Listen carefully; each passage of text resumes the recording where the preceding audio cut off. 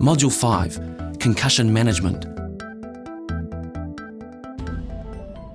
When someone has a head injury, then you must always be suspicious of a neck injury.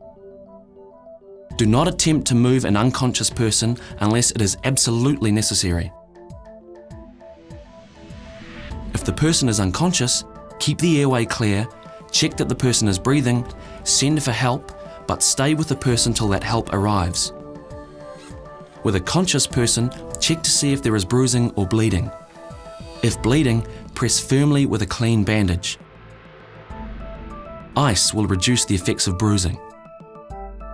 Check the person for concussion effects.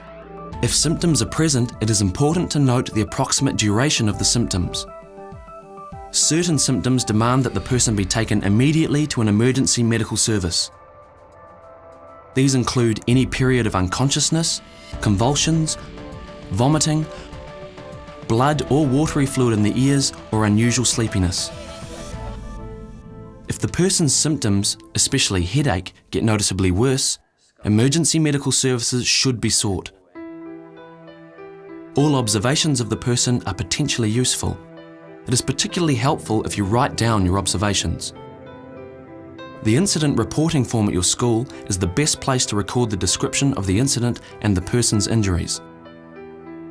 It is also important to inform the person's parents or guardians and teachers of the incident. Parents and guardians should be encouraged to seek medical attention for their child.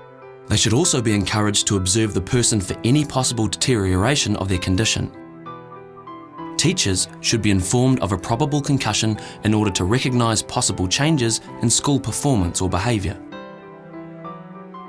It is critical that the person with the suspected concussion does not return to any activity where he or she is at risk of a second concussion. A second concussion before the first concussion is completely healed could have far more serious consequences. In fact, a person should not return to any sports activities unless cleared to do so by a doctor. Hours or days after a concussion, a person can show other signs of the concussion. For example, the person may be irritable or restless. It's not unusual for a person to have sleep disturbance. These symptoms of concussion can interfere with school performance. For this reason, all teachers should be informed of the concussion. Teachers that know the student well are more able to identify changes in behaviour.